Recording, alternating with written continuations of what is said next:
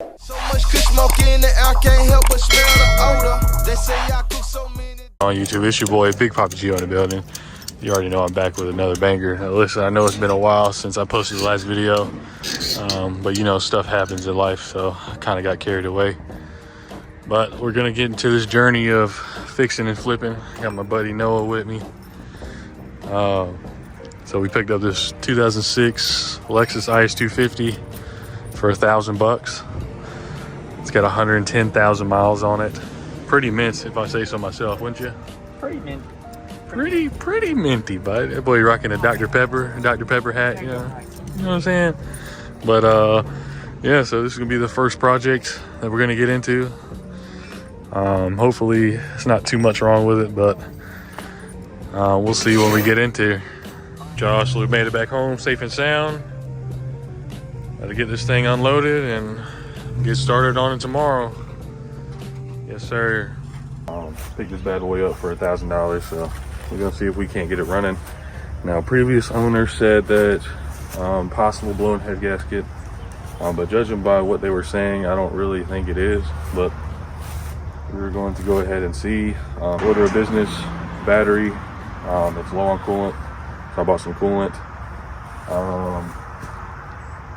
and just see what it does. Previous owner said it's been sitting for 2 years, which is, I don't mind it, because as you can see, it doesn't look like any signs of mice or anything that's been in the engine bay so far, but we will see when we get down that road, down that path, to see, you know, what's been going on. But let's go ahead and throw this battery in, and I want to try to remove the housing right here, because when I did open the radiator cap, the spring on the radiator cap itself fell inside, so I want to try to get that out before I mess with it anymore. So I'm gonna try to get that out and go ahead and get started on it. All right, guys, so got the cheapest battery from AutoZone, about $200. So all in all, as of right now, I am in this car $1,270. So I got the battery, I got 2 jugs of coolant. I also did pick up a new radiator cap. Since the car's been sitting for 2 years, I figured why not throw some of the B12 chem tool in there. Hopefully it'll do something, I don't know. And then also got some starting fluid just in case if this thing don't want to run on that gas that's in there. I don't know why, but this battery looks bigger than that space right there. So we are gonna see if it will work.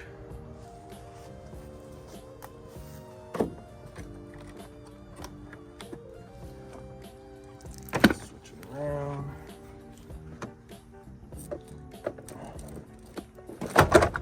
All right, so it is a good fit. The battery, I don't know, it just looked big to me.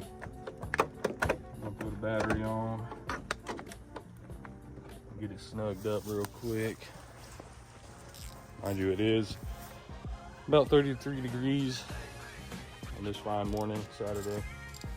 I know a lot of y'all are gonna talk smack about it, but it is cold to me, especially in North Carolina. It gets pretty cold around Christmas time, so definitely is cold for me. Right on there snug.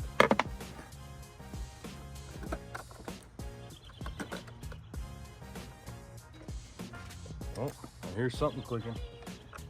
It's a good sign. So, new battery's in.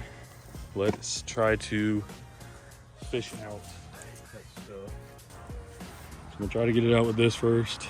Got a little pick just to see if I can't get this out.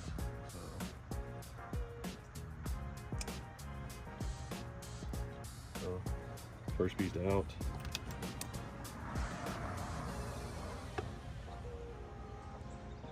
And the spring, yes sir. So we are in good motion. So now I don't have to take out the housing to get that stuff out.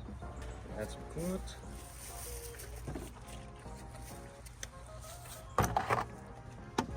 this new radiator cap on. I'm gonna just free ball it. All right. So it wasn't too low on coolant, which is good.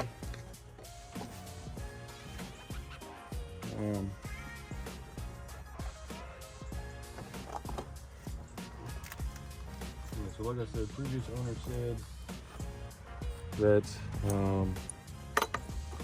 they took it to a shop. Shop said that head gasket was leaking onto the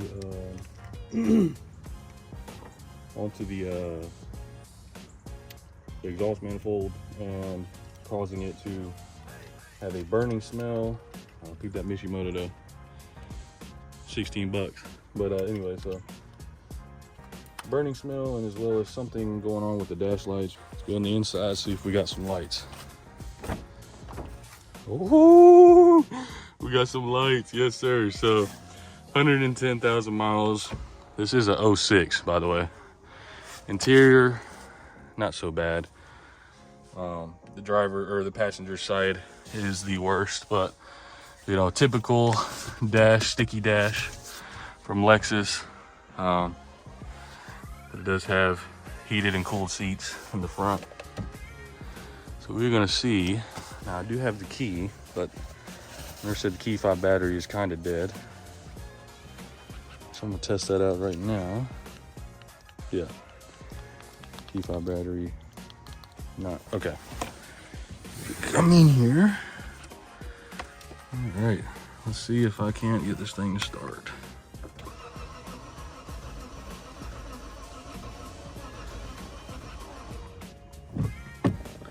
All right, so compression sounds good. It's just not getting, how much fuel is in here? Damn, it's got a lot of fuel in there. So what I'm gonna do is pour that B12 in there.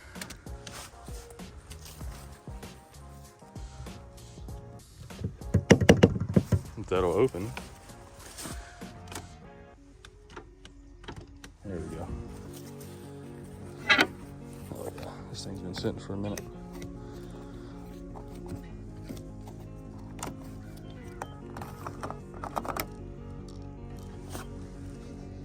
Smells like gas.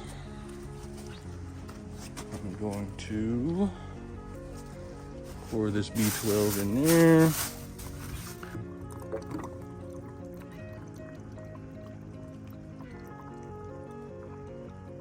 Because it does pretty much have a full tank of gas, which is kind of crazy. But pour that in. If it doesn't start up this time, I'm going to scan for codes, see what kind of codes is on the vehicle. Hopefully nothing too crazy.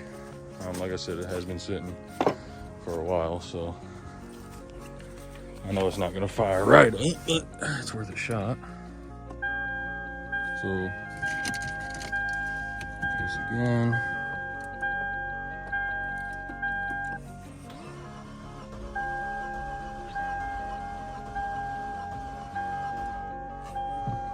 See, it's got some juice in it. You just got to get it to start.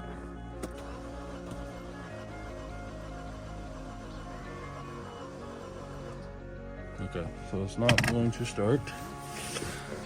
All right, y'all. So after a little bit of starting, finally got tired of it. It acted like it wanted to fire over a little bit, but it just didn't fire. So I went ahead and pulled the spark plugs.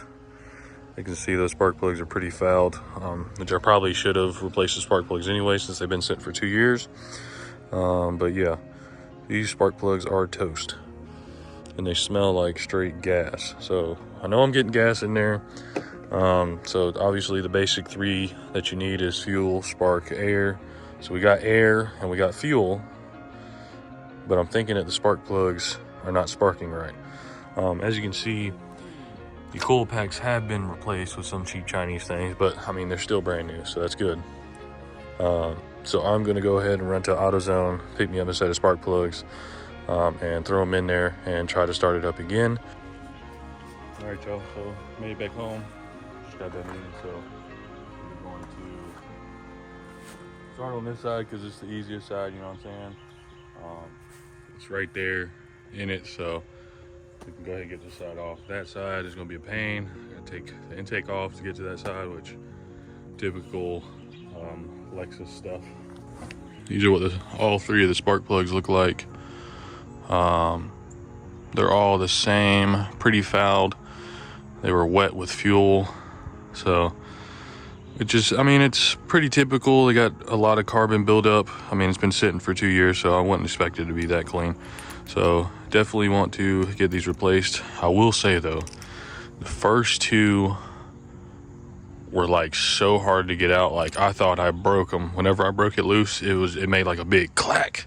You know what I'm saying? So I thought I ripped the threads or something like that, but they're all good to go. So let's go ahead and get started placing this side, and then we will move on to the hard side.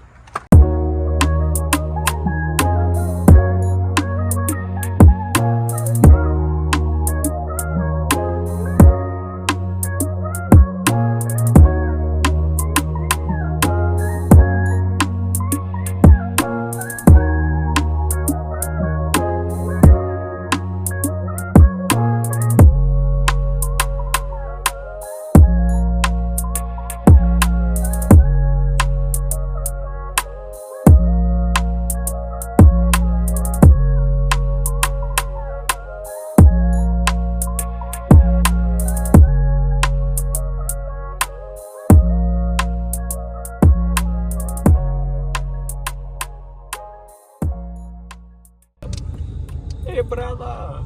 Yes, sir. So threw the sparkulators in, and she wants to fire up even more, but pulled one of the fuel lines out and noticed that there is some water in the fuel. So that would be a definite reason why it's not trying to fire over. So on the way to Harbor Freight, gonna pick us up some type of transfer pump so we can get all that fuel out. It's got 3/4 of a tank, so it's gonna be a lot, and I don't even know where to dispose of it, but we're gonna figure that out once we get to it. But we're gonna pick up the pump at Harbor Freight and catch you guys in a minute.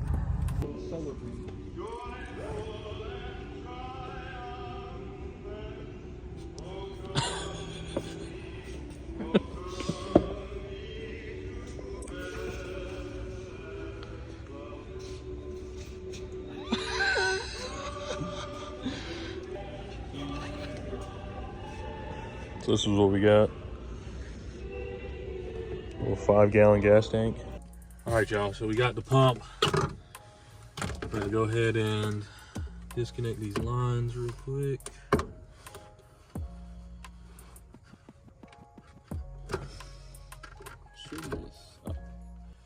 Don't want to lose them, so we're gonna place those right there.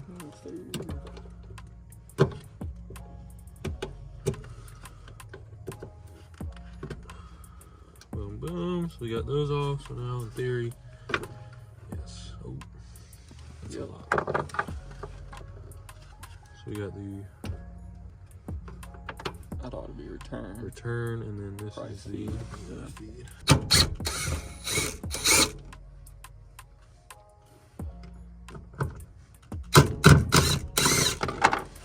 Careful of that, because you got the whole wheel and everything.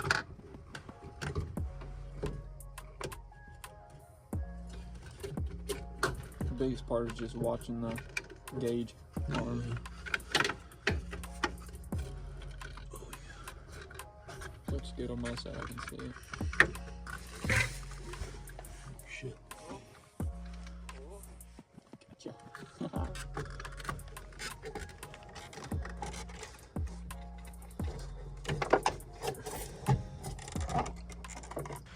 Here we go. Yay! That's exactly what we wanted.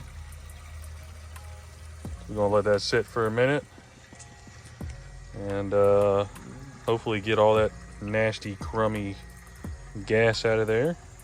I mean, it doesn't look awful. It doesn't. It's got water in it. It's picking up fuel out of your fuel tank. It's picking up out of the bottom of the tank. Yeah. That's where all that water is. Yeah, so is this gonna be enough? Oh Lord, no. No, we're gonna have to find another bucket. Holy, dude, that thing filled up pretty quick, eh? That pump's got some yeet to it. I'm about to go buy one, straight up. Dude, $14. For all my boat stuff, that would be 14 doll hairs. emptying boat holes. Yeah. That'd be good. All right, y'all, so that's gonna be the end of the video. Hope you guys enjoyed. I did put the spark plugs in there and it didn't start, unfortunately. I did drain the gas out and I forgot to record, but I did put new gas in it. And unfortunately it wouldn't turn over. So next step is to do a compression test and figure out what exactly is going on. Obviously, if we do the compression test, we can figure out if there's a blown head gasket possible or if something else is going on with the motor. So stay tuned for part 2 of the video. Make sure you guys like, comment, subscribe, and let me know what I can improve on these videos. And as always, peace out.